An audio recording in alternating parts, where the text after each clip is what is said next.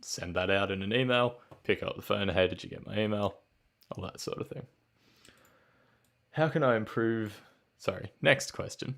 How can I improve my live performance skills and stage presence?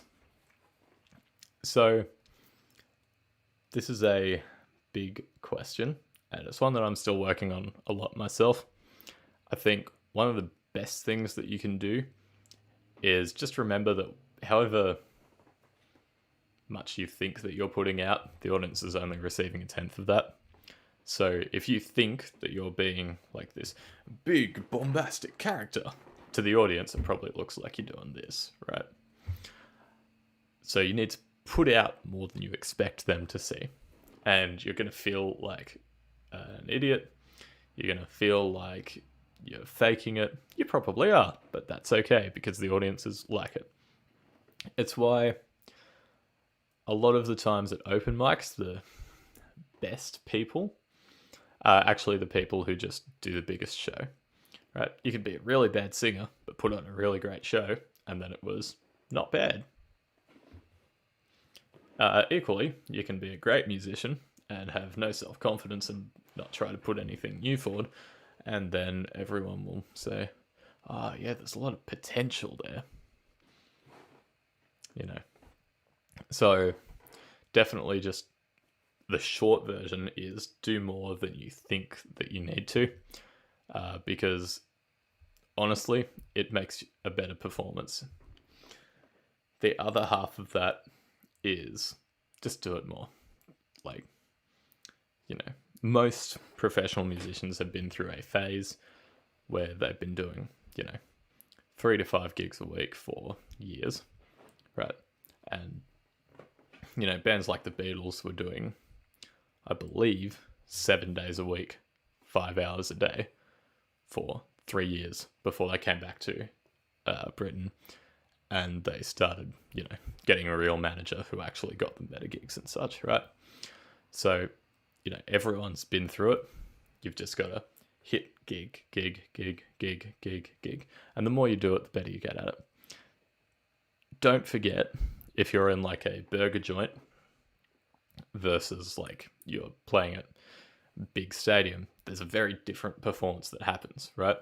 Like at the burger place, if you're standing there and you're like running around to all the tables like, and I think that you're the greatest table, oh yeah, it's going to be weird. But equally, if you're at Suncorp and you're just sitting there like, and you don't talk in between songs, that's going to be weird. So there is definitely an amount of suit the performance to the venue, but just do more than you think that you need to.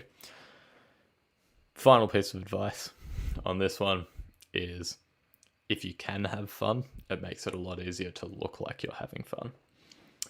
So whatever that means, if that means you have to change your whole set list, do it. Whatever it takes for you to have fun, it'll make it look like you're having fun to everyone else, and then everyone else might actually have a chance of having fun themselves. There's nothing worse than seeing a depressed musician play, and there's nothing worse than seeing yourself look like a depressed musician. So definitely have fun, which is such, people say it for a reason. That's my summary there. Last question for today. What are some ways to monetize my music beyond live gigs and streaming? In this context, I'm going to assume that streaming means streaming to like YouTube and doing live streams, but it is also very possible that you mean like Spotify streams and how many people actually click on your song. So there's a few ways that you can monetize it outside of those things.